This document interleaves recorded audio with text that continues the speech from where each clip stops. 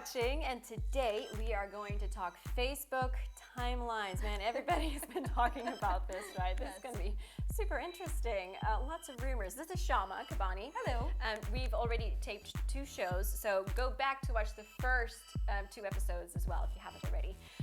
So Facebook timeline, big. I mean, everybody has an opinion on it. Yes. Why did they start this? Well, hate it or love it, you know, we are, the whole point of Facebook, and I'm putting my academic hat on because, as you know, Palpina, I did my grad studies and I studied social networking. So one of the things that I discovered, and I promise this has to do with timelines, is that, you know, people use social networking. I thought my hypothesis was to connect and communicate with others. You know, find your friends who are living far away, connect with your pen pals in China. That's really the secondary reason. The primary reason we as human beings use social networking is to showcase our own identity. So think of Facebook as a giant mirror or a locker, you know, like the inside of your locker, and people want to decorate that.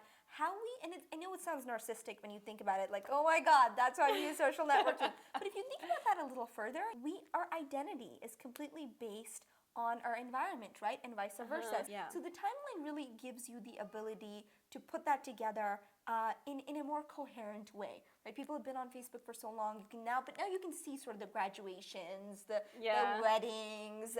You know, let's put all the good stuff on there, right? Or even, you know, people put breakups on there, or just big moments that they've shared with the community. Like I could see how many people wished you happy birthday last year. But still, don't you think it's kind of a glorified version of yourself? I mean, it's like it's kind of like a mirror, but it's probably a mirror that makes you look very pretty. So you would think that. And we've actually done studies on this, and oddly enough, no. People are more honest and transparent on social media than you would give them credit for. Because here's the thing, you can't pretend to be someone you're not for a very long time. Right? So it might be a post that you do, but if you're interacting every single day, eventually your personality seeps through. It's very hard to keep something like that contained.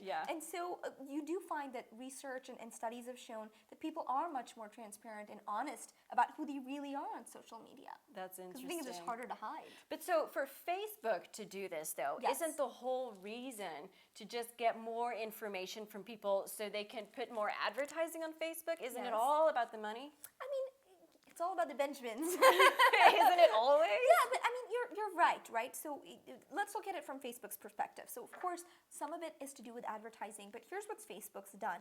Something amazing. They've got over 700 million people to come to one place, which in itself is awesome.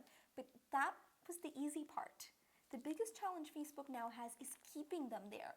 So what would keep you there? Maybe your entire life in a nutshell. Yeah. And that's why the timeline is so powerful. They're coming up with tools to make sure that you don't leave Facebook.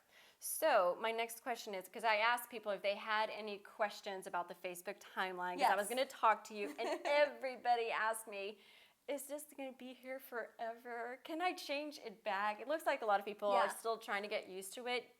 I don't think there will be an option of going back. Right. And I don't believe there is. But, you know, maybe in a year Facebook does something else where you have a more comprehensive timeline. Maybe you're able to only share a few things. I think they've done a pretty good job, though, with the timeline. And, you know, if you just Google someone now, like these digital footprints and identity that we're talking about, you'll see all of it. And, you know, we're really moving towards an internet that is more about personalization and customization. You see that everything from Facebook's vanity URLs, you know, to custom domain names. I mean, we're really going into the future of, for example, it's really funny, but now when any of my friends have kids, I give them, like, I try to buy the domain name of the baby's name. Oh, that's awesome. As a gift, because I'm like, build their digital footprint right. But yeah, we're heading, as marketers and business people, we're thinking about how do we use customization to better target, you know, because you're right, it is about advertising, but wouldn't you rather, you're always going to get ads, I mean, you're always going to be marketed too, but wouldn't you rather be marketed for things that make sense for you? Right, of course. So, you know, that's sort of the balance. Yeah, so you talked about customization, which is great because today's sponsor is actually hover.com, and they do personalization for websites, website URLs, and email addresses. So you actually get a discount with our promo code FRANK. You can get a 10% discount if you register any domain or email address. So just use the promo code FRANK. So another big change is subscriptions. Yes. I have I don't know, a couple of hundred people who are subscribed to me now, and I think it's great because I don't have to accept a lot of people that I don't know, or I'm not sure if I know them. But what is the benefit of subscriptions? Think about Twitter meets Facebook. So subscriptions are very much, in other words, you can follow someone and they don't have to follow you back. So friend requests on Facebook are very, if you're my friend, I'm your friend. There's no one way about it. Well, subscriptions allows it to be one way in some ways. And I mean, you don't have to allow it, but let's say that you are a public personality or an author or anybody really who has a bigger following than just your friends, if you will. So since I'm an author and I have a lot of people who read the book and want to connect with me, I can't connect with everyone as a friend for obvious reasons.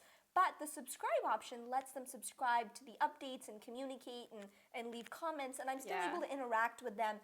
And I can do that without now having a page and a profile. So it's great for individuals who have sort of a bigger reach or want to create that bigger reach. Yeah, right. And so you just talked about your book. You have a second edition coming out, right? Yes, I do. So it's called The Zen of Social Media Marketing, second edition, and it will be out very soon. You can actually already pre-order it on Amazon if you like. Oh, cool. I actually have it right here, and I've read it, and it's great. Well, thank so where else can people find you online? People can find me at shama.tv, marketingzen.com, and on Facebook, since we're talking about Facebook, at facebook.com/shamakabani. And you can find me there as well, facebook.com/Pelpina. All right, thanks for watching. You can use our promo code FRANK to get 10% discount at hover.com, and to get to all the websites and other things we talked about today, go to frankwatching.com/WW8. All right, bye guys. Dewey. I can't wait to go see that. Dewey. Dewey.